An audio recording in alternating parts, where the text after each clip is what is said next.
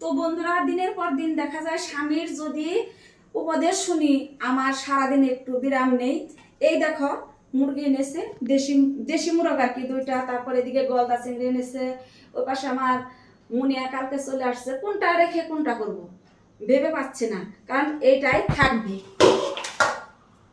আমার কিন্তু অনেক রাগ উঠেছে, কারণ এই তো এই যে গলদা চিংড়িটাই করবো। এটা দিয়ে কি করতে বলছে? মালাইকারি। আমি মালাইকারিও করবো না, এই তো এই যে এগুলো দিয়ে করবো, কারণ স্বামী যা বলবে সেটা আমি করব না।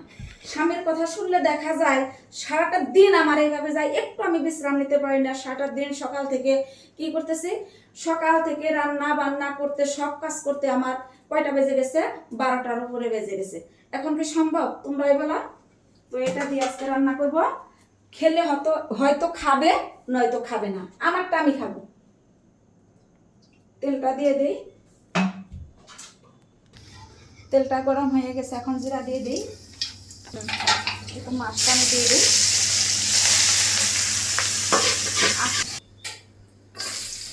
দিনের পর থেকে দেখা যায় স্বামীর সুতা শুনতে শুনতে 30টা বছর কাটিয়ে দিলাম।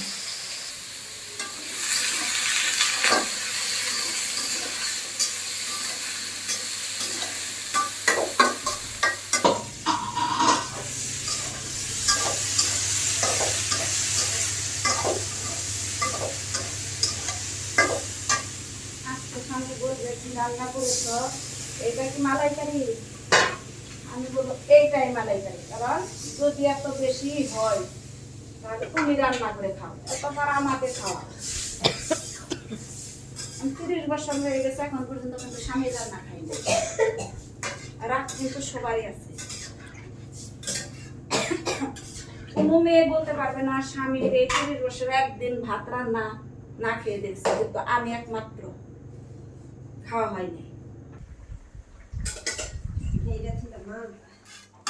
তরকারিটা কিন্তু দেখতে অনেক সুন্দর হয়েছে, খেতেও কিন্তু খুবই সুস্বাদু হবে, কিন্তু আমার স্বামীর ভালো লাগবে না। আমার স্বামীর ভালো লাগে কি, যদি আমি বাসায় না থাকি, রান্না করে রেখে যায়, তারপরে এসে দেখি সেগুলো পচে গেছে, ফেলে দিই। কিন্তু সে কি করে? রেস্টুরেন্টে খায়। আমি যখন থাকি আমাকে নিয়ে কোনোদিন রেস্টুরেন্টে যায় না। তো কাকে নিয়ে যায়? হয়তো গার্লফ্রেন্ড নিয়ে যায়। তো আমার রান্নাটা শেষ, খেলে খাবে, না খেলে না খাবে।